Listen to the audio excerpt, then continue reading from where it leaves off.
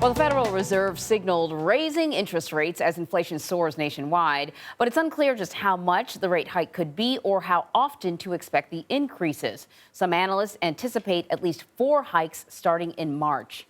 The cost of rent in the U.S. rose 5 times faster last year than in 2020. That's according to Realtor.com. On average, rent prices were at least 10% higher in 2021 than the previous year when the pandemic first started.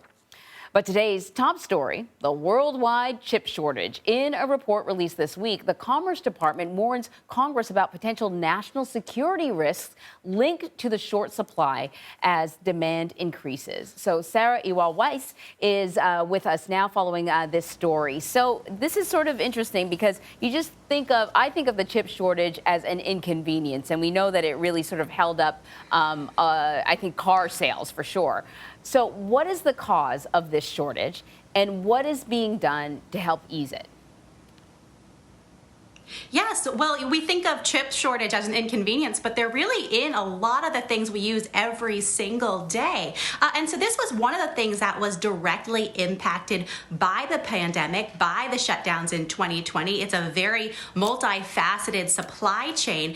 And so when there were disruptions, it was a ripple effect across the entire industry and across the entire world, especially when most of this is produced overseas. And so what we've seen in this report from the Commerce Department is actually we found when they surveyed industry companies, more than 150 companies responded, and it showed that demand has actually increased since before the pandemic, about 17% from 2019. But at the same time, they have not seen the supply increase to meet that demand. And so what they found is that they used to have an inventory of about 40 days. Now those inventories are down to 5 days. So the Commerce Department and the Biden administration has been trying to work with companies directly involved in the supply chain. They've been trying to get companies together and get them to work directly together. They've had multiple meetings at the White House, we've seen. And we've also seen from the industry standpoint, companies are putting more and more capital into their supply chains and building. We've seen announcements just in the past couple weeks about moving production to the United States for some of these chips. Specifically, Ohio was one of the states mentioned in an announcement. But at the same time, there's also this need for Congress to act. And the Commerce Secretary was very adamant about that this week. The Senate passed a bill last year focused on competition and innovation.